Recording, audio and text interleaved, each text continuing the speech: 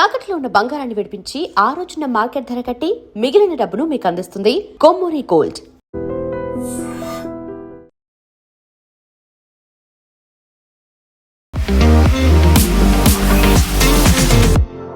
So budget గురించి బోల్డ్ and expectations ఉన్నాయి. But for the first time హిస్టరీలో ఒక సండే రోజు పెట్టారు అంటేనే చాలా హై ప్రయారిటీ కింద ఉంది అనుకున్నప్పుడు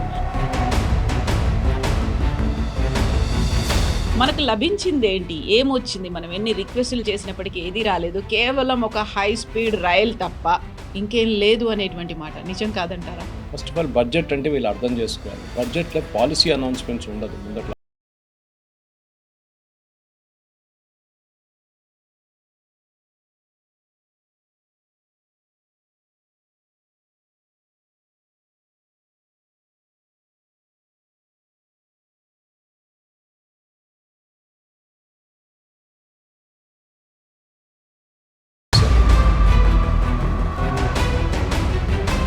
ఈ budget is all about long term plan. బడ్జెట్లో ముందట్లాగా మేజర్ అనౌన్స్మెంట్ ఉండదు. మేము 10 ఎయిర్పోర్ట్లు కడతాము, మేము 30 ట్రైన్లు నడిపిస్తాము.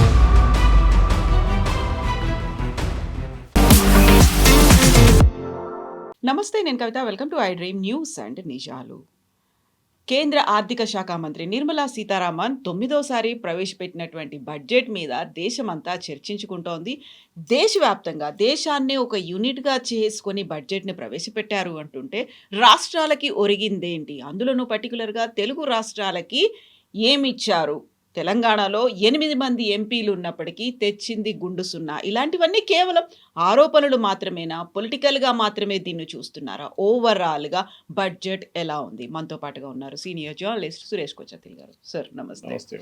సో బడ్జెట్ గురించి బోల్డ్ అండ్ ఎక్స్పెక్టేషన్స్ ఉన్నాయి. But for the first time హిస్టరీలో ఒక సండే రోజు పెట్టారు అంటేనే చాలా హై ప్రయారిటీ కింద ఉంది అనుకున్నప్పుడు మనకు లభించింది ఏంటి, ఏమొచ్చింది, మనం ఎన్ని రిక్వెస్టులు చేసినప్పటికీ ఏది రాలేదు, కేవలం ఒక హై స్పీడ్ రైల్ తప్ప ఇంకేం లేదు అనేటువంటి మాట నిజం కాదంటారా? ఫస్ట్ ఆఫ్ ఆల్ బడ్జెట్ అంటే వీళ్ళు అర్థం చేసుకోవాలి. బడ్జెట్లో పాలసీ అనౌన్స్మెంట్స్ ఉండదు ముందట్లాగా. 15 సంవత్సరాల ముందు పాలసీ అనౌన్స్మెంట్ బడ్జెట్లో వస్తుండే. అంటే మేము ఏం చేయబోతున్నాం అనేది. ఇప్పుడు ఏం చేయబోతున్నామని చెప్పేది బడ్జెట్ బయట వస్తుంది.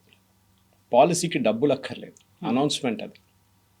మేము నెక్స్ట్ 7 years 2047 దాకా మేము ఈ డాటా సెంటర్స్కి we're giving tax free incentives.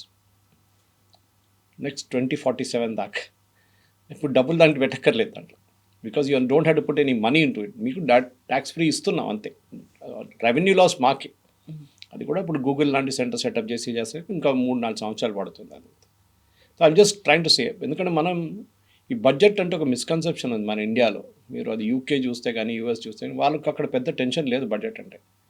Budget అంటే ఏంటి? వచ్చిన ఆదాయం ఎంత, ఖర్చు అయింది ఎంత, డెఫిసిట్ ఉంటే ఏంటి, ఆ డెఫిసిట్ని బ్రిడ్జ్ ఎట్లా చేస్తారు, నెక్స్ట్ ఇయర్ ఆదాయం ఎట్లా పెంచుకోవాలి. ప్రతి ఇంట్లో ఇది ఒక ప్రాబ్లం. మన ఇల్లు నడిపిస్తున్నప్పుడు ₹1,00,000 జీతం ఉంటే ఆ ₹1,00,000లోనే ఇల్లు నడిపించుకోవాలి మనం. దేశం కూడా అంతే. ఇది మనం అర్థం చేసుకోవాలి. దానికి ఏం చేస్తారు? ప్లానింగ్ చేస్తారు ముందే. ఫర్ ఎగ్జాంపుల్ ఇప్పుడు మనం అనుకుంటా దసరా పండుగ వస్తుంది, ఎక్కడ దివాళీ వస్తున్నప్పుడు టీవీ కొనుక్కుందాం. మన ఇంట్లో పాత టీవీ ఉంది, 10 సంవత్సరాలు పాత ఉంది, కొత్త తీసుకోవాలని ప్లాన్ చేస్తాం. హస్బెండ్ వైఫ్ డిస్కస్ చేస్తారు. సో హస్బెండ్ యూజువల్ అంటారు కొనుక్కుందాం, బాగుంటుంది, పెద్ద టీవీ ఉంటుంది, పిల్లలకు నచ్చుతుంది అంటే wife will be more circumstantial say ఇప్పుడు ఎందుకు, ఇంత ఖర్చు ఉన్నప్పుడు ఎందుకు, తర్వాత చూసుకుందాం, టీవీ బాగానే ఉంది కదా అంటారు. సో దట్ బడ్జెట్లో దాన్ని తీసేస్తారనమాట. This is simply what happens in the government. ఆ ప్రాసెస్ మనం ముందు అర్థం చేసుకోవాలి. బడ్జెట్ అనేది ఎట్లా స్టార్ట్ అవుతుంది? ఇది ఒక 5 నెలల ముందు డిస్కషన్స్ మొదలవుతాయి వేరియస్ ఇంట్రెస్ట్ గ్రూప్స్తో. మనం ఒక ఎగ్జాంపుల్ తీసుకుందాం, ఫార్మింగ్ కమ్యూనిటీని తీసుకుందాం. ఫార్మింగ్ కమ్యూనిటీని పిలిచి వాళ్ళ అసోసియేషన్స్ చాలా ఉంటాయి, సౌత్ నుంచి, నార్త్ నుంచి, అండ్ ఈస్ట్ వెస్ట్, ఎక్కడి నుంచి అయినా వాళ్ళు పిలిపిస్తారు. అది కూడా different, paddy separate, cotton separate, onion separate, అట్లా వాళ్ళందరూ పిలిపించుకొని అడుగుతారు మీకేంటి, మీ ప్రాబ్లమ్స్ ఏంటి. వాళ్ళని చెప్తారు మాకు సీడ్స్ దొరకట్లేదు, విత్తనాలు దొరకట్లేదు, యూరియా తగ్గిపోయింది, మాకు ఎంఎస్పి సరిపోవట్లేదు, చాలా డిమాండ్స్ పెడతారు వాళ్ళు. అది కాకుండా మాకు కిసాన్ క్రెడిట్ కార్డులో అమౌంట్ కొంచెం పెంచండి, ఇదంతా నోట్ చేసుకుంటారు. ఇట్లనే దాని తర్వాత అగ్రికల్చర్ మినిస్ట్రీ వాళ్ళని పిలుస్తారు. చూడండి వీళ్ళు అంటున్నారు వీళ్ళకు ఎంఎస్పి సరిపోవట్లేదు అంటే వాళ్ళు ఏమంటారు, కాదు సరిపోతుంది, చూడండి మేము ఇంత ఇచ్చాము, లాస్ట్ 10 సంవత్సరాలు ఇంత పెంచుకుంటూ వెళ్ళాము, వాళ్ళ ప్రొడక్షన్ కాస్ట్ ఎంత, దాని మీద మేము 30% ఇచ్చి ఎంఎస్పి ఇస్తున్నాం అంటే దెన్ ఇట్స్ క్లారిఫైడ్. అట్లనే అన్ని సెక్టర్స్కి. సో లెదర్ ఇండస్ట్రీ, మీరు టెక్స్టైల్ ఇండస్ట్రీ, వీళ్ళందరినీ మినిస్ట్రీ వాళ్ళని పిలిపిస్తారు, వీళ్ళని పిలిపిస్తారు, గ్రూప్స్ని పిలిపిస్తారు. అందరితో చర్చ అయినప్పుడు దెన్ ఒక ఓవరాల్ పిక్చర్ వచ్చేస్తుంది, మనకి ఏం కావాలి, ఏం చేయాలి అనేది. అది వచ్చినప్పుడే మనకి మన వర్క్ స్టార్ట్ అవుతుంది. వాళ్ళు ఏం చేస్తారు, ఫస్ట్ ఒక డ్రాఫ్ట్ తయారు చేస్తారు, బడ్జెట్ డ్రాఫ్ట్. ఏంటంటే ఈ సంవత్సరం మనకి రాబోయే ఆదాయం ఎంత, ఇంకా కాలేదు కదా, వీఆర్ ఓన్లీ ఇన్ ఫిబ్రవరి, ఇంకా 2 నెలలు ఉన్నాయి. సో రాబోయే టిల్ డిసెంబర్ మనకి ఎంత వచ్చింది, జనవరి కూడా క్యాలిక్యులేట్ చేయలేము ఇప్పుడు.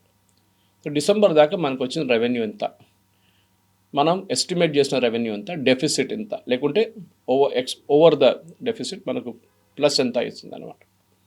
So excess amount we're getting. అదన్నీ చూసిన తర్వాత వీళ్ళు ఓవరాల్గా అలాట్మెంట్ చేస్తారు ప్రతి మినిస్ట్రీకి. I just take an example. Last year 1,00,000 కోట్ల రూపాయలు ఇచ్చారు ఒక మినిస్ట్రీకి. ఈసారి 80,000 ఇవ్వలేము కదా, తగ్గిస్తే వాళ్ళు ఏడ్చుకుంటారు.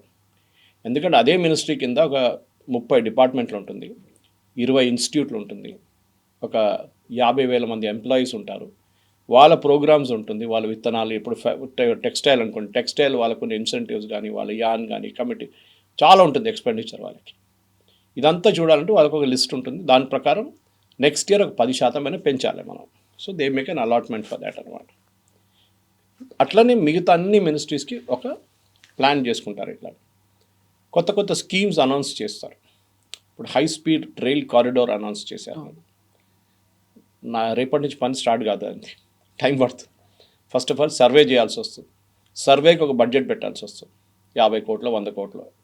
వీళ్ళు ఒక టీం సర్వే చేస్తారు, 6 నెలలు 8 నెలలు పడుతుంది సర్వే. ల్యాండ్ ఎంత కావాలి, ఏ రూట్ నుంచి వెళ్తుంది, పక్కన ఈ ఉన్న ట్రాక్ పక్క నుంచి వెళ్ళాలన్నా, నీకు ఇంకెక్కడన్నా సెటప్ చేయాలన్నా, చాలా పని నడుస్తుంది. దాని తర్వాతనే ఒక ఎస్టిమేట్కి వస్తారు. ఓకే, మనకి ఇన్ని కిలోమీటర్లు ఉంటుంది, హైదరాబాద్ నుంచి Bengaluru high speed rail corridor 540 కిలోమీటర్లు ఉంటుంది, దానికి మనకి ఇంత కావాలి. Then comes the costing part of it. అది నెక్స్ట్ బడ్జెట్లో వస్తుంది. ఇప్పుడు అనౌన్స్మెంటే చేశారు అంతే. సో నెక్స్ట్ బడ్జెట్లో ఏం చేస్తారు, రైల్వే మినిస్ట్రీకి ఆ డబ్బులు ఇస్తారు వీళ్ళు. అది ఇంకోటి, ఎందుకంటే దీనికన్నా ముందు మనకు తెలుసు 15-20 సంవత్సరాల ముందు కూడా, 15 సంవత్సరాల ముందు రైల్వే బడ్జెట్ సపరేట్. అది ఇంకో డ్రామా ఉండే రైల్వే బడ్జెట్ అంటే ప్రతి యూనియన్ మినిస్టర్, ఏ రైల్వే మినిస్టర్ ఉన్నారో ఆయన కాన్స్టిట్యున్సీ నుంచి ఎన్ని ట్రైన్లు పోతాయి, ఎన్ని కొత్త ట్రైన్లు అక్కడి నుంచి మొదలైతే, ఎన్ని కొత్త ట్రైన్లు అక్కడ ఆగుతుంది, దాన్ని అనౌన్స్మెంట్స్ ఉంటుంది. అది గణికాంత్ చౌదరి గారు ఉండొచ్చు, మమతా బెనర్జీ ఉండొచ్చు, లాలూ ప్రసాద్ యాదవ్ ఉండొచ్చు, ఎవరైనా కానివ్వండి రైల్వే మినిస్టర్, వాళ్ళ కాన్స్టిట్యున్సీ నుంచి ట్రైన్లు పోవాల్సిందే. ఇప్పుడు చూడండి అట్లా కాదు కదా. ఇప్పుడు మనకి ఆ రైల్వే మినిస్ట్రీలో ఈ రైల్ కారిడార్తో సహా ఇంకా అనౌన్స్మెంట్ మనం చూడలేదు అసలు. ఉంది బడ్జెట్లో ఎక్కడో, కానీ 3 నెలలకు మోదీ గారు జెండా ఊపి 3 వందే భారత్ని పంపిస్తారు. ఇప్పుడు మనం అనుకుంటే దీని బడ్జెట్ ఎక్కడి నుంచి వచ్చింది, మనం అడగలేదే. దాని బడ్జెట్ ఆల్రెడీ అలోకేట్ చేశారు. బహుశా పోయిన సంవత్సరం చేస్తుంటారు, లేకుంటే దానికన్నా ముందున్న సంవత్సరం చేస్తుంటారు. ల్యాబ్స్ కాకుండా చూసుకున్నారు. అది దానికంటే కావాల్సిన ఎక్విప్మెంట్ అంతా ఆర్డర్ చేసుకున్నారు. నెక్స్ట్ 3 సంవత్సరాల్లో మనకి 50 వందే భారత్ ట్రైన్స్ కావాలి, అంటే కోచెస్ కావాలి, సెట్స్ అంటారు. ఒక they take a call on that 50 కావాలన్నా 100 కావాలో నాకు తెలియదు, కానీ I'm just taking a guess. Okay, దానికి ఎంత డబ్బులు కావాలి, దానికి ఇంత డబ్బులు కావాలి. రైల్వే బడ్జెట్లో ఎంత ఉంది, ఈ ఇయర్ ఎంత ప్రొడ్యూస్ చేయొచ్చు, ఈ ఇయర్ మనకి 25 ప్రొడ్యూస్ చేయొచ్చు, నెక్స్ట్ ఇయర్ 25. ఓకే, 25 బడ్జెట్ ఇది కేటాయిస్తారనమాట. చాలా కాంప్లికేటెడ్, అంత ఈజీ కాదు. దాని తర్వాత సెకండ్ డ్రాఫ్ట్ తయారు చేస్తారు. దాంట్లో అలొకేషన్స్ చూస్తారు. అంటే మాకు ఈ సంవత్సరం రావాల్సింది, I'm just ing a figure again, భారతదేశం బడ్జెట్ చాలా ఎక్కువ, 1000 రూపాయలు అనుకోండి మనకు రావాల్సింది. ఇప్పుడు దాకా వచ్చింది 750 రూపాయలే. ఇంకా 250 రూపాయలు 2 నెలల్లో రావాల్సి. యూజువలీ లాస్ట్ 2 మంత్స్లో పికప్ అవుతుంది కలెక్షన్స్. టార్గెట్ ఇస్తారు వీళ్ళు, ఇన్కమ్ ట్యాక్స్ డిపార్ట్మెంట్ కానీ మిగతా డిపార్ట్మెంట్, జిఎస్టీ వాళ్ళందరికీ ఉంటుంది. వాళ్ళు స్పీడప్ చేస్తారు కలెక్షన్. స్పీడప్ అయిన తర్వాత ఒక ఎస్టిమేషన్ వస్తుంది, బై ఏప్రిల్ ఒక తెలిసిపోతుంది. దానికన్నా ముందే వీళ్ళకి ఒక ఐడియా ఉంటుంది. ఓకే, ఈ సంవత్సరం మనకి 1000 కోట్లు కాకుండా ఒక 1000 కోట్ల 10 లక్షలు రావచ్చు, 20 లక్షలు, అంటే కొంచెం ఎక్సెస్. కానీ యూజువల్లీ ఎప్పుడు డెఫిసిట్ ఉంటుంది. మన ఖర్చులు మన జీవితం లాగానే, లైక్ మిడిల్ క్లాస్ ఫ్యామిలీ, ఖర్చులు ఎక్కువ, ఆదాయం తక్కువనే ఉంటుంది ఎంత అయినా కానీ. సో ఏం చేస్తారు, గవర్నమెంట్ బారో చేస్తారు.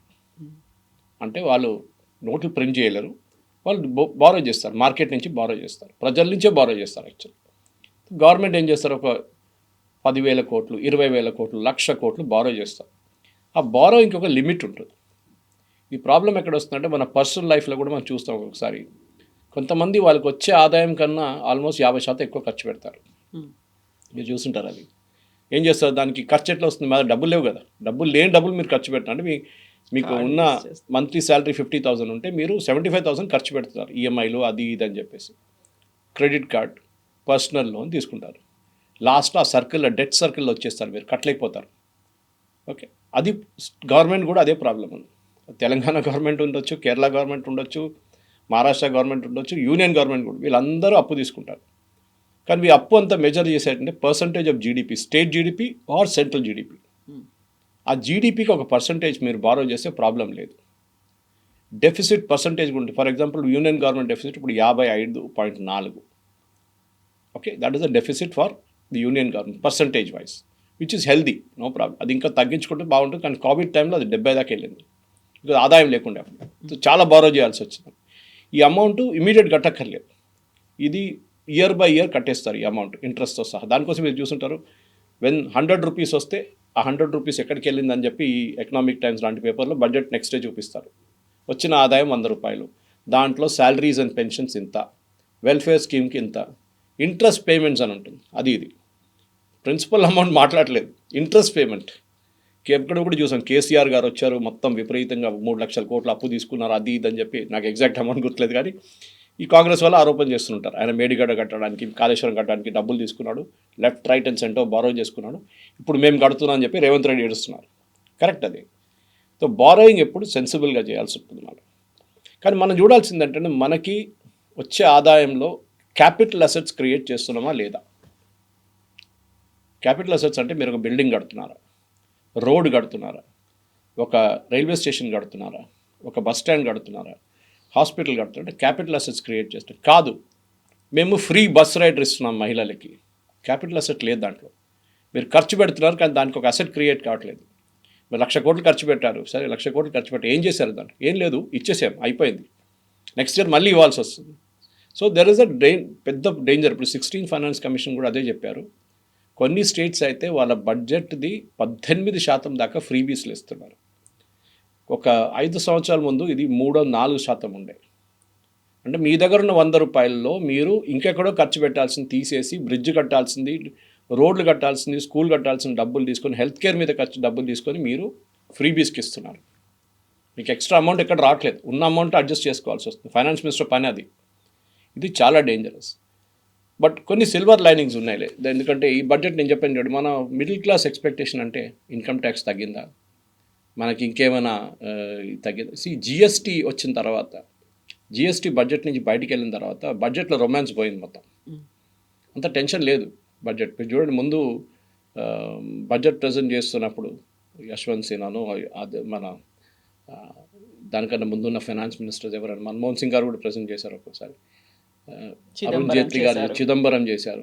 అప్పుడు చాలా టెన్షన్ ఉండే, ఏం పెంచేస్తారో, సిగరెట్ పెంచిపోతే మందు పెంచుతారో, అక్కడ చెప్పులు కాస్ట్లీ అవుతుందో, లేకుంటే ఇక్కడ టెలివిజన్ సెట్ కాస్ట్లీ అవుతుందో, ఇదే ఉంటుంది. ఇప్పుడు అదంతా జిఎస్టీ బయటికి వెళ్ళిపోయింది. ఇప్పుడు ఆ జిఎస్టీ ఎలిమెంట్ వెళ్ళిన తర్వాత బడ్జెట్లో ఎక్కువ ప్రొనౌన్స్మెంట్స్ లేవు. ఈసారి జిఎస్టీ రేషనలైజేషన్ జరిగినప్పుడు మనకు గుర్తుంటుంది, 4 స్లాబ్ నుంచి 2 స్లాబ్ చేశారు. అది అవుట్ సైడ్ బడ్జెట్ జరిగింది. అది కూడా 6 నెలల ముందు. బడ్జెట్తో సంబంధం లేదు, కానీ బడ్జెట్తో సంబంధం ఉంటే ఉంది. ఎందుకంటే budget collection of GST also comes in to the budget. కానీ జిఎస్టీ కలెక్షన్ చూడండి, మీరు మొదలైనప్పుడు ఫస్ట్ జిఎస్టీ కలెక్షన్ 45,000 కోట్లు ఎంతో ఉండే నెలకి, ఇప్పుడు 2 లక్షలు నడుస్తుంది. అంటే ఆ బేస్ ఎక్స్పాండ్ చేశారు వాళ్ళు. ప్రతి పానీపూరి వారిని, పాండబ్బా వారిని అందరూ వేసుకున్నారు ఇప్పుడు జిఎస్టీ వాళ్ళు. యూపీఐ కొట్టంగానే వాడు చూపిస్తుంది వాడు అమౌంట్ ఎంత అని చెప్పేసి, ప్రతిరోజు బ్యాంకులో ఎంత పడుతుందని తెలుసు. ఇన్కమ్ ట్యాక్స్ వాళ్ళకి నోటిఫికేషన్ వస్తుంది. దట్స్ అ బ్రాడ్ పిక్చర్ అనమాట. కానీ బ్యాంక్లో కూడా ప్రాబ్లం ఉంది మన దగ్గర. ఇప్పుడు లేటెస్ట్ రిపోర్ట్ నిన్న చూసాను ఎకనామిక్ టైమ్స్లో, బ్యాంక్ డిపాజిట్ తగ్గిపోయింది అనమాట. ఇప్పుడు దానికి కారణాలు ఉన్నాయి. మన జనరేషన్ బ్యాంక్లో డబ్బులు వేస్తారు, శాలరీ నుంచి తీసేటప్పుడు కూడా బ్యాంకులో కొంచెం ఉంచుకుంటాం మన ఎమర్జెన్సీ కోసం. ఒక 50,000 1,00,000 రూపాయలు వస్తే ఎక్స్ట్రా ఏదైనా దాని నుంచి వచ్చినప్పుడు దాన్ని ఎఫ్డీలు వేసేస్తాం. ఇప్పుడున్న జనరేషన్కి ఎఫ్డీతో సంబంధం లేదు. They are not bothered about FD. వాళ్ళు గోల్డ్లో పెడతారు ఇన్వెస్ట్మెంట్, స్టాక్స్లో పెడతారు ఇన్వెస్ట్మెంట్, క్రిప్టో కరెన్సీలో పెడతారు ఇన్వెస్ట్మెంట్, ల్యాండ్ కొనుక్కుంటారు, లేకుంటే అపార్ట్మెంట్ కొనుక్కుంటారు. ఇప్పుడున్న జెన్జీ జనరేషన్కి that is most important. So వాళ్ళు బ్యాంక్లో తక్కువ డబ్బులు పెట్టినప్పుడు బ్యాంక్ వాళ్ళకి లోన్ ఇవ్వడానికి ప్రాబ్లం అవుతుంది. That has been discussed in this budget. కానీ అన్నిటికన్నా మంచిది ఏంటంటే bank NPs non performing assets చాలా ఎక్కువ ఉండే ఒక 15 సంవత్సరాల ముందు. ఎస్పెషల్లీ మోదీ గవర్నమెంట్ వచ్చి ఫస్ట్ ఇయర్లోనే వీళ్ళు బ్యాలెన్స్ షీట్ క్లీనప్ మొదలుపెట్టారు. అప్పుడు దాకా బ్యాలెన్స్ షీట్లో లాసెస్ అన్నీ దాచేశారు మొత్తం పక్కన, చూపించట్లేదు. అది ఒక తప్పు, చాలా పెద్ద తప్పు ఆడిటర్స్ చేసింది. కానీ దాని తర్వాత అరుణ్ జైట్లీ గారు కానీ తర్వాత నిర్మలా సీతారామన్ గారు they said cleanup the balance sheet totally. ఆ బ్యాలెన్స్ షీట్ క్లీనప్లోనే చాలా మటుకు బ్యాంక్స్లో ఉన్న చాలా అమౌంట్స్ రైట్ ఆఫ్ చేయాల్సి వస్తుంది, లేకుంటే వేవ్ ఆఫ్ చేయాల్సి వస్తుంది. ఈ టర్మ్ మీరు వినుంటారు. మోదీ గవర్నమెంట్ 1,00,000 కోట్లు రైట్ ఆఫ్ చేసేసారు, ప్రజల డబ్బులు, ప్రజల సొమ్ము అదానీ, అంబానీ, విజయ్ మాల్యా, మెహుల్ చోక్సీ, నీరవ్ మోడీ తీసుకెళ్ళిపోయారు. కాదు, right of is accounting term. మీరే కామర్స్ స్టూడెంట్ దగ్గర అడగండి, లేకుంటే చార్టర్డ్ అకౌంట్ దగ్గర చెప్తారు. బ్యాలెన్స్ షీట్ని బ్యాలెన్స్ చేయాలంటే లెఫ్ట్ ఉన్న అమౌంట్, రైట్ ఉన్న అమౌంట్ ఒకటే ఉండాలి.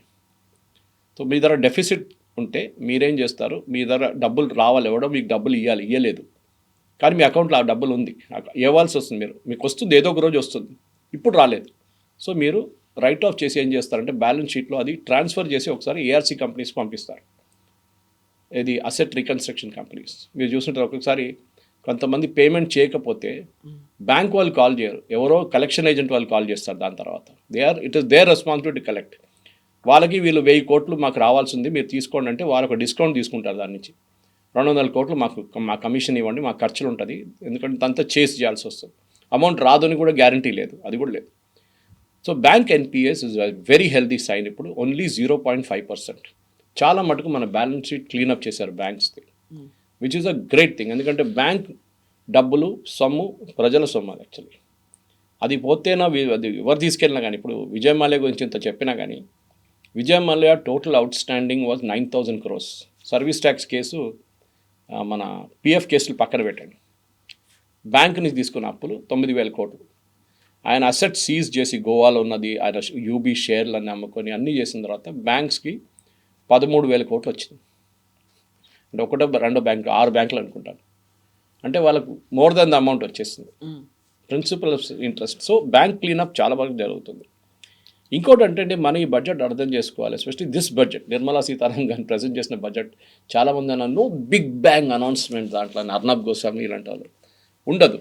ఎందుకంటే ఈ బడ్జెట్ ఒక టెస్ట్ క్రికెట్ బడ్జెట్, 5 రోజుల ప్లే అన్నమాట. ఇది 5 రోజుల గేమ్, ఇది T20 కాదు.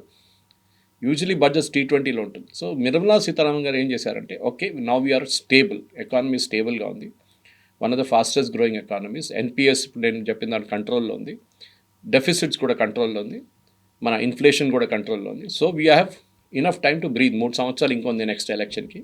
ఒక రోడ్ మ్యాప్ వేద్దామని చెప్పి చాలా మటుకు ప్రొనౌన్స్మెంట్స్ చేశారు.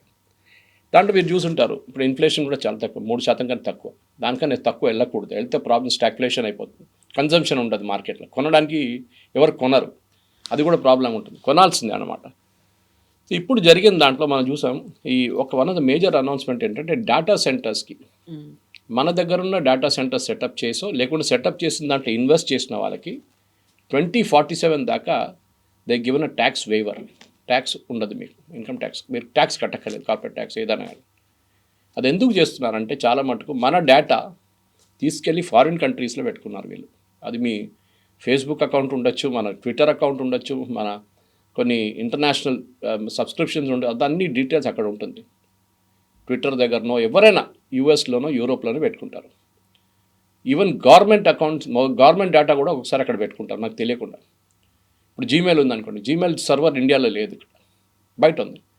రేపు పొద్దున ఆ జీమెయిల్ వాడు అంటాడు భారతదేశంలోనే మొత్తం అకౌంట్ నేను బ్యాన్ చేసేస్తున్నాను అని చెప్పి ఆఫ్ చేసేస్తే ఎవరు ఏం చేస్తారు? గూగుల్ వాళ్ళు చేసినప్పుడు యూ కెనాట్ డూ ఎనీథింగ్. దానికి ఒక ఎగ్జాంపుల్ ఇస్తాను కవిత గారు మీకు. మన దగ్గర నేరా అని చెప్పి ఒక ఆయిల్ కంపెనీ ఉంది, వాళ్ళ కొన్ని పెట్రోల్ బంక్ కనిపిస్తుంది మీకు అక్కడక్కడ. They have investment from Rosneft, Russian company, oil company. వాళ్ళు ఐఓసిఎల్ ఈ 2 కంపెనీలు రష్యా దగ్గర నుంచి ఆయిల్ కొన్నారు చాలా సంవత్సరాలు మన దగ్గర. దానికి యూఎస్ శాంక్షన్స్ పెట్టారు, యూరోప్ శాంక్షన్స్ పెట్టారు. యూరోప్ ఏం చేశారంటే నేరం కాదు, any company dealing with Russia వాళ్ళ మీద బ్యాన్ పెట్టేశారు. వాళ్ళు ఏం యూజ్ చేసినా అది బ్యాన్, అంటే అమౌంట్ బ్యాంక్లోని అమౌంట్ సీజ్ చేసుకున్నారు, వాళ్ళు ఇంకా పేమెంట్ చేయాల్సిన అది కూడా సీజ్ చేసుకున్నారు, అన్ని అసెట్స్ కూడా సీజ్ చేసుకున్నారు. భారతదేశంలో అసెట్స్ సీజ్ చేయలేరు, వాళ్ళు ఇక్కడ ఉన్నారు నయారా. వాళ్ళు ఏం చేశారంటే నయారా యూజ్ చేసే ఈఆర్పి సాఫ్ట్వేర్ శాప్, వాళ్ళది శాప్ జర్మనీ. వాళ్ళు ఒకరోజు పొద్దున నయారా వాళ్ళు వచ్చి వాళ్ళ సిస్టమ్స్ ఆన్ చేస్తే పనిచేయట్లేదు. ఏంట్రా అని చెప్పి లోకల్ ఆఫీస్ ఫోన్ చేసి చాలా పెద్దది ఈఆర్పీ వాళ్ళది. So it's controlling so many petrol bunks, refineries, అది ఇది అన్ని దాని మీద డిపెండెంట్ ఉంది. ఏంటని అడిగితే ఇండియా ఆఫీస్ అంటే మాకు తెలియదు, మాకు యూరోప్ నుంచి ఇన్స్ట్రక్షన్స్ వచ్చింది, మీరు రష్యాతో డీల్ చేస్తున్నారు కదా, మీ ఈఆర్పీని డీయాక్టివేట్ చేయమన్నారు అని చెప్పి. ఆలోచించండి, డబ్బులు కట్టి కొనుక్కున్న ఈఆర్పీని ఓవర్ నైట్ డీయాక్టివేట్ చేసేసారు వాళ్ళు జర్మనీ నుంచి. ఇండియన్ కంపెనీ ఏమంటున్నారు, శాప్ ఇండియా మాకు తెలియదు అంటున్నారు. వాళ్ళు చేశారు, మేమేం చేయలేము. This is the danger.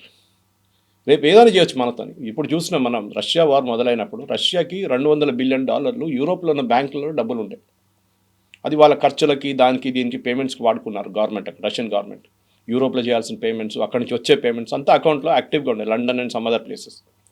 ఈ వార్ మొదలైనప్పుడు రష్యా ఏం చేశారంటే యూరోపియన్ యూనియన్ ఆ అకౌంట్ బ్లాక్ చేసేసారు.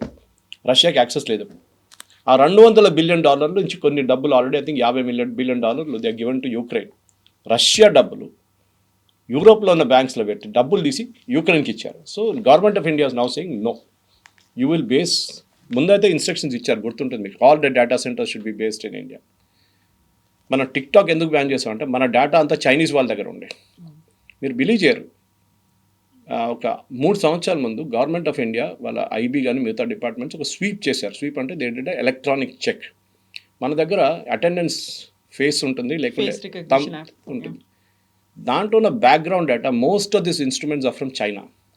దాంట్లో ఒక చిప్ ఉంటుంది, because it has to transmit that information HR డిపార్ట్మెంట్కి ఎక్కడికి వెళ్తుంది, అటెండెన్స్ వచ్చారా లేదా అని చెప్పి చెక్ చేస్తే దాంట్లో చాలా మటుకు ఇన్ఫర్మేషన్ చైనాకి వెళ్తుందంట. కొన్ని ఈ biometric and face recognition system defence మినిస్ట్రీలో ఉండే, కొన్ని నేవల్ బేసిస్లో ఉండే, కొన్ని ఎయిర్ ఫోర్స్ బేసిస్లో ఉండే, కొన్ని ఆర్మీ బేసిస్లో ఉండే. అంటే అక్కడ పనిచేస్తున్న ఆర్మీ బేస్లో ఎవరు ఉన్నారు వాళ్ళ డీటెయిల్స్ మొత్తం చైనాకి వెళ్ళింది. సో ఇమ్మీడియట్గా డియాక్టివేట్ చేశారు మొత్తం దాన్ని. సో ఆల్ సీసీటీవీ కెమెరాలు కూడా తీసేశారు. ఓన్లీ మేడ్ ఇన్ ఇండియా, అది కూడా చెక్ చేసిన తర్వాత క్లియరెన్స్లోనే హై సెక్యూరిటీ క్లియరెన్స్ వచ్చింది.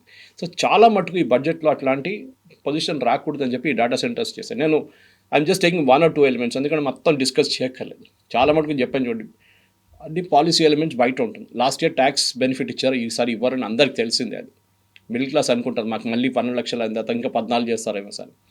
ఇండియాలో 2% మంది ఇన్కమ్ ట్యాక్స్ కడతారు. దాని మీద కూడా పెద్ద డిబేట్ ఉంది, ఎందుకు 100% మంది కట్టట్లేదు. అది బికాజ్ మన దగ్గర 65 నుంచి 70% మంది రైతులు, వాళ్ళకి ఇన్కమ్ ట్యాక్స్ ఉండదు. సరే వాళ్ళ దాంట్లో కొంచెం చాలా రిచ్ ఫ్యామిలీస్ ఉన్నారు, 100 ఎకర్లు, 200 ఎకర్లు, 300 ఎకర్లు, ట్రాక్టర్లు, BMWలు, పంజాబ్ లాంటి ప్లేస్లు. వాళ్ళని ట్యాక్స్ చేయాలంటే ఎస్, నేనైతే పర్సనల్గా ఎస్ అంటాను. కానీ గవర్నమెంట్ చేయరు, భయపడతారు, ఎందుకంటే పెద్ద ఒక ఓట్ బ్యాంక్ అది. వాళ్ళని పక్కన పెడితే మిగతా ఎవరు, మన దగ్గర ఉన్న డైలీ వేజ్ వర్కర్స్ చాలామంది ఉంటారు, వాళ్ళు కూడా ట్యాక్స్ బ్రాకెట్లో రారు. 15,000, 20,000, 30,000 వచ్చే వాళ్ళకి, ఎందుకంటే 12 లక్షల దాకా ట్యాక్సే లేదు కదా. So you need not pay tax. Even ₹1,00,000 వస్తే కూడా మీరు ట్యాక్స్ పే చేయక్కర్లేదు టెక్నికలీ, మీ స్టాండర్డ్ డిడక్షన్ అంతా తీసేస్తే. సో ట్యాక్స్ బ్రాకెట్ పెంచాలి, ఎస్, దాంట్లో డౌట్ లేదు. కానీ దాంట్లో అది గవర్నమెంట్ రెగ్యులర్గా దీంట్లో అనౌన్స్ చేయరు, పాలసీ అనౌన్స్మెంట్ ఉంటుంది, అది ఎట్లా జరుగుతుంది అనేది. సో ఇది మెయిన్గా ఒకటంటే గవర్నమెంట్ ఒక లాంగ్ టర్మ్ గేమ్ ఆడుతున్నారు. మీరు ఏదైనా చూడండి, చిన్న చిన్న స్కీమ్స్ కూడా వీళ్ళు డేటా సెంటర్స్ కాకుండా వీళ్ళ వైపు నుంచి ఉన్న మ్యాక్రో స్టెబిలిటీ అచీవ్ చేయడానికి చేసిన చాలా మటుకు ఇన్స్టెన్సెస్ 2037, 2040 దాకా అనౌన్స్ చేసుకుంటే పోతున్నారు. This policy will be applicable, semiconductor policy for example 2037 దాకా ఇప్పుడే అనౌన్స్ చేశారు. ఎందుకంటే పెట్టుబడి పెట్టినప్పుడు ఎవరైనా కానీ 100 కోట్లు పెట్టినా, 200 కోట్లు పెట్టినా, వాళ్ళకు ఒక రీఅష్యూరెన్స్ కావాలి. కొత్త గవర్నమెంట్ వస్తే మమ్మల్ని తీసి బయటపడేవారు, మీరుంటే కూడా మాకు డౌట్. ఇవాళ మోదీ గారు ఉంటారు, రేపు కొత్తగా బీజేపీ లీడర్ వస్తే ఏం చేస్తాడు, నిర్మలా సీతారామన్ లేను ఇంకో ఫైనాన్స్ మినిస్టర్ ఏం చేస్తారు, ఒక డౌట్ ఉంటుంది వాళ్ళు. So they want continuity of policy which is not there in US. Trump అదే ప్రాబ్లం వచ్చింది, బైడెన్ పెట్టిన అన్ని నిర్ణయాలు పక్కన తీసేసాడు, అన్ని చేంజ్ చేసేసాడు. సో కంపెనీలు భయపడతారు అట్లాంటి. సో భయపడకుండా ఉండడానికి చేస్తున్నమాట. అది కాకుండా రైల్వే బడ్జెట్లో ఐ థింక్ 10% పెంచారు, 10.2% పెంచారు డిఫెన్స్ సెక్టర్లో. అండ్ దాన్ని నిర్మలా సీతారామన్ స్పీచ్లో చాలా క్లియర్గా చెప్పింది.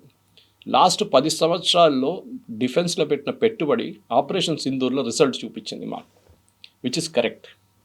ఎందుకంటే ఆపరేషన్ సింధూర్లో అది బ్రహ్మోస్ ఉండొచ్చు, ఆకాష్ ఉండొచ్చు, ఈవెన్ S-400 మీద ఏమైనా పెట్టుబడి ఉండొచ్చు, అన్నీ పనిచేసినాయి అనమాట, even రఫాల్. So we have to invest more. So ఈసారి 15% పెంచారు డిఫెన్స్ బడ్జెట్ లాస్ట్ ఇయర్తో పోలిస్తే. And one element and one more important thing అంటే ఇన్నోవేషన్ అనే ఒక కాన్సెప్ట్ పెట్టారు. పొట్టిగా it is not just production or something like that, innovation కూడా పెట్టారు. ఇన్నోవేట్ చేయండి డిఫెన్స్లో. ప్రైవేట్ సెక్టర్ చాలా కంపెనీలు ఉన్నారు ఇప్పుడు డిఫెన్స్ సెక్టర్లో, ముందట్లా కాదు. More than private sector, private sector companies చాలా ఉన్నాయి. బాబా కళ్యాణి గ్రూప్ కానీ, టాటాస్ కానీ, మహీంద్రాస్ కానీ చాలా గ్రూప్స్ పనిచేస్తున్నారు. చిన్న చిన్న స్టార్టప్స్ కూడా ఉన్నారు. మన దగ్గర లోకేష్ మిషన్స్ ఉంది, MTAR ఉంది, చాలా కంపెనీస్ ఉన్నారు అట్లా. ఇప్పుడు ఏం జరగబోతుందంటే కవిత గారు, government is not thinking of this year, next 10 years ఆలోచిస్తున్నారు అనమాట. So one year to discuss is, for example innovation గురించి మాట్లాడినప్పుడు ముందు మన అటల్ ఇన్నోవేషన్ సెంటర్ అని చెప్పి స్కూల్స్లో పెట్టే చూడండి. ఇప్పుడు గవర్నమెంట్ ఏమంటున్నారు, కంటెంట్ ఇస్ కింగ్. మనం మాట్లాడుతూ ఉంటాం, మన పని అదే కదా కంటెంట్. టెలివిజన్ షోస్లో కానీ మిగతా దాంట్లో కంటెంట్ ప్రొడ్యూస్ చేయడానికి పిల్లల్ని స్కూల్ నుంచే ఎంకరేజ్ చేయాలి. అంటే ఒకటి రాయడం కాదు, చదవడం కాదు, even creating a comic character on screen. స్కూల్స్లో ఉన్నాయి, కొన్ని కంప్యూటర్స్ పెడతారు, వీళ్ళు ఏం లేదు, పిల్లలు వెళ్ళి అక్కడ కూర్చుంటారు, కొంచెంసేపు ఆడుకుంటారు, వచ్చేస్తారు, అయిపోయింది. ఏదో కోడింగ్, బేసిక్ కోడింగ్ నేర్పిస్తారు, అయిపోయింది అంతే. వాళ్ళకు కాలేజ్ లెవెల్కి తీసుకెళ్ళడానికి ఏం లేదు వాళ్ళ దగ్గర. సో ఇప్పుడు ఏం చేస్తున్నారు అంటే స్కూల్ లెవెల్ అండ్ కాలేజ్ లెవెల్లో ఈ కంటెంట్ ల్యాబ్స్ పెడుతున్నారు. దానికి ఒక పెద్ద అమౌంట్ పెట్టారు గవర్నమెంట్. దాంట్లో ఏం చేస్తారు, I think they identified 1000 schools and colleges. చిన్నప్పటి నుంచే వీళ్ళని యానిమేషన్ కానీ, మిగతా గేమింగ్ కానీ, ఇట్లాంటి కాన్సెప్ట్స్ మీద పని చేపిస్తారు వీళ్ళతో. అది ఒక్కొక్క గ్రేడ్లో ఒక్కొక్కటి ఉంటుంది అనమాట. So as you keep going up me skill improve అవుతుంది. మీరు కాలేజ్కి వెళ్ళినప్పుడు ఇంకా ఇంప్రూవ్ అవుతుంది. దాని తర్వాత మీరు ఇంజనీరింగ్ చేస్తారో, ఏం చేస్తారో, డిజైన్కి వెళ్తారో, ఏదైనా చేయండి మీరు, but the skill will stay with you. మనకు కావాల్సింది ఇది. Science, maths, physics, chemistry, biology, geography, moral science, ఇదే నడుస్తుంది చిన్నప్పటి నుంచి. మనకు కావాల్సింది we have to learn technical things. నేను ఎప్పుడు చెప్తూనే ఉంటాను చూడండి, మనకు IITs చాలా ఉన్నాయి. లాస్ట్ 10 సంవత్సరాలు చాలా వచ్చినాయి IITs. I think we should stop, ఎందుకంటే డైల్యూట్ అయిపోతుంది స్టాండర్డ్స్ ఇప్పుడు IITది. మనకు కావాల్సింది ITIs. మన పిల్లల్ని ITIలో ట్రైన్ చెప్పాను. మన దగ్గర ఎవరు ప్లంబర్గా పనిచేయడానికి రెడీ లేరు, ఎలక్ట్రీషియన్గా పనిచేయడానికి రెడీ లేరు, ఎయిర్ కండిషనింగ్ మెకానిక్గా పనిచేయరు, కార్పెంటరీ పనిచేయరు. మీరు అబ్రాడ్ వెళ్ళండి, it's a big profession there. మన దగ్గర ఈ ప్రాబ్లం ఉంది. దానికోసం అర్బన్ కంపెనీ లాంటి కంపెనీలు పనిచేస్తున్నారు, వాళ్ళు దాంట్లో ఇంత సక్సెస్ఫుల్గా అయ్యారన్నమాట. ఇది మనం అర్థం చేసుకోవాలి. చిన్నప్పటి నుంచే పిల్లలు నేర్పి this is a good move done by the government అనమాట. కార్పొరేట్ వైపు చూస్తే కార్పొరేట్ ట్యాక్స్ రెవెన్యూస్ పెరిగింది ఈ సంవత్సరం. అయితే in fact it has gone up strongly. Physical deficit నేను చెప్పాను చూడండి 54.5 ఉంది ఇప్పుడు. ఇన్ఫ్యాక్ట్ ఇన్కమ్ ట్యాక్స్ తగ్గించిన తర్వాత కూడా 12 లక్షలు తగ్గించిన తర్వాత ఈసారి till December I think it's 6.5% growth ఉంది ఇన్కమ్ ట్యాక్స్ది. అండ్ చాలా మటుకు అనలిస్ట్ ఏం చెప్తున్నారు, నిన్న కూడా చూశాను నేను టీవీలో, దట్ గవర్నమెంట్ చెప్తున్న 7.4 GDP గ్రోత్ కాకుండా ఈసారి 8% దాకా కూడా వెళ్ళొచ్చు, which is what world bank is also predicting. IMF, world bank అదే చెప్తున్నారు, it will be very strong beyond 7.8. So 8% వస్తే బాగుంటుంది. సో మనం ఏం అర్థం చేసుకోండి, ఎప్పుడు చైనా అని కంపేర్ చేస్తాం మనం కవిత గారు. చైనా సౌత్ ఏషియన్ క్రైసిస్ వచ్చినప్పుడు, ఎకనామిక్ క్రైసిస్ వచ్చిన టైంలో ఒక 10 years China did very well, double digit growth వచ్చింది వాళ్ళకి. అది మనం మర్చిపోకూడదు. We have to achieve double digit growth somewhere. 5 సంవత్సరాల తర్వాత మన డబుల్ డిజిట్ గ్రోత్ మొదలవుతుంది అన్నమాట. అది మొదలైనప్పుడే మనకి we can pick up to somewhere and 9% గ్రోత్కి రావచ్చు మనం. ఆ 9% వస్తే చాలు, then we can pick up from there and run with it అనమాట. 2001 నుంచి 2007 I remember that China's growth was actually in that phase. Double digit అంటే 10% అండ్ మోర్ వాళ్ళ గ్రోత్. ఇప్పుడు మళ్ళీ తగ్గి కిందకి వచ్చారు వాళ్ళు. మనం ఇప్పుడు 7.2 ఉన్నాం, 8కి వచ్చామనుకోండి, నెక్స్ట్ 9. కోవిడ్ తర్వాత చాలా దేశాలు ఇంకా రికవర్ చేయలేదు. ఇంకా యూరోప్ చూడండి, US చూడండి, అందరూ 4.5, 2.3 ఆ రేంజ్లో ఉన్నారు అందరు. మనం ఇప్పుడు కూడా 7లో we are consistently at 7.5. So GDP growth అది, it is not GDP. GDP ఎంత పెరిగింది, 100 నుంచి 150కి వెళ్ళిందా, 100 నుంచి 110కి వెళ్ళిందా, 100 నుంచి 120కి వెళ్ళిందా, that is what we are looking at అనమాట. సో లాంగ్ టర్మ్ ప్లాన్ నడుస్తుంది ఇప్పుడు. ఈ budget is all about long term plan. బడ్జెట్లో ముందట్లాగా అనౌన్స్మెంట్స్ ఉండదు, మేజర్ అనౌన్స్మెంట్ ఉండదు. మేము 10 ఎయిర్పోర్ట్లు కడతాము, మేము 30 ట్రైన్లు నడిపిస్తాము, మేము అది ఇస్తాము, మేము ఇది ఇస్తాము, ఏమి ఉండదు. All those are policy announcements which is made outside the budget. డబ్బులు పెట్టక్కర్లేని అనౌన్స్మెంట్స్ అంతా బయట చెప్తారు.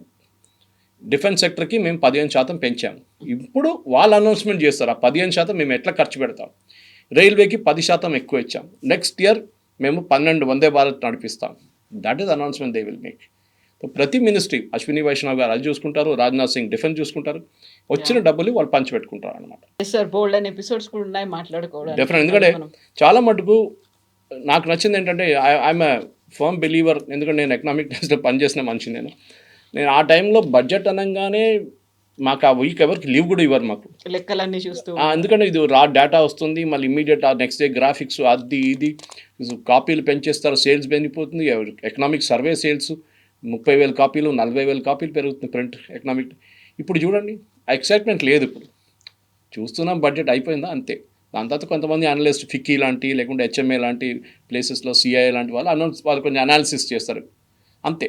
అనాలిసిస్ ముందు కూడా నాని పాల్కే వాళ్ళే చేస్తుండే analysis. To do it in bourbon స్టేడియంలో చేస్తుండే ఆయన. అంతమంది వస్తారు ఆయన వినడానికి. ఇప్పుడు ఒక మీట్ పెడితే 300 మంది కూడా రారు. వాళ్ళు ఏమైనా అడిగితే మాకు తెలుసులే అంటారు వాళ్ళు. సో ఇది బడ్జెట్ అనేది మనకు నార్మల్ మిడిల్ క్లాస్ యాటిట్యూడ్ ఏంటంటే నాకేముంది దీంట్లో, మనం అది మర్చిపోవాలి. మనకి ఏముంటుందని సంవత్సరంలో మొత్తం చెప్పుకుంటే పోతారు వీళ్ళు. ఆ పాలసీ అని అనుకుంటే అప్పుడు మనం అర్థం చేసుకోవాలి. ఇల్లు ఎట్లా నడిపిస్తున్నామో బడ్జెట్ కూడా అంతే, ప్రభుత్వాన్ని అంతే. Thank you very much.